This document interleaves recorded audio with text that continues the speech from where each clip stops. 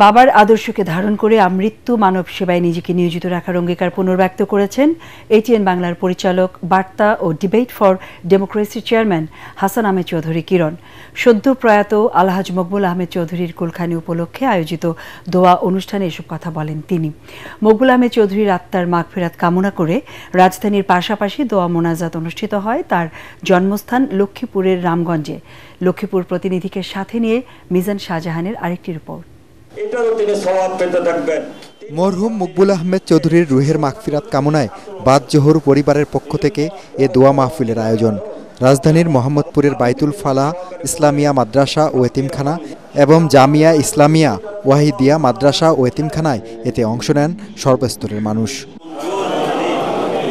এ সময় পরিবারের পক্ষ থেকে পিতার জন্য দোয়া চান এটিএন বাংলার পরিচালক, বার্তা হাসান আহমেদ চৌধুরী কিরণ।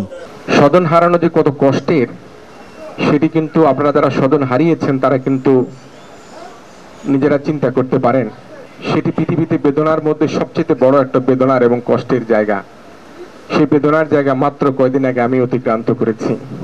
আমার সে অতিক্রমের মধ্যে দিয়ে আমি একটা জিনিস উপলব্ধি করতে পেরেছি, এই পৃথিবীতে, এই দুনিয়াতে আমরা কিন্তু কিছুই রেখে যেতে পারি না। তিনি বলেন, বাবার আদর্শে আজীবন আত্মমানবতার সেবায় নিয়োজিত রাখবেন নিজেকে। আমার বাবা একজন সৎ মানুষ ছিলেন, একজন ধর্মপরায়ণ মানুষ ছিলেন,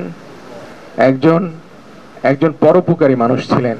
আজকের এই দিনে আমিও শপথ নিচ্ছি, যে যার মতো করে পারি আমরা যদি একটু দান করি, একটু সদকা করি, একজন এতিমকে দেখি, একজন দরিদ্র মানুষকে দেখি, একটা মসজিদ মাদ্রাসায় আমরা দান খয়রাত করি, এটা কিন্তু বিফলে যাবে না।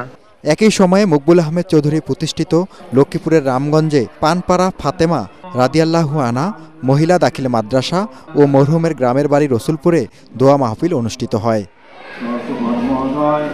গত 1 সেপ্টেম্বর মারা যান আলহাজ মকবুল আহমেদ চৌধুরী। 3 সন্তান ও অসংখ্য গুণগ্রাহী রেখে গেছেন তিনি। মিজান শাহজাহান, এটিএন বাংলা, ঢাকা।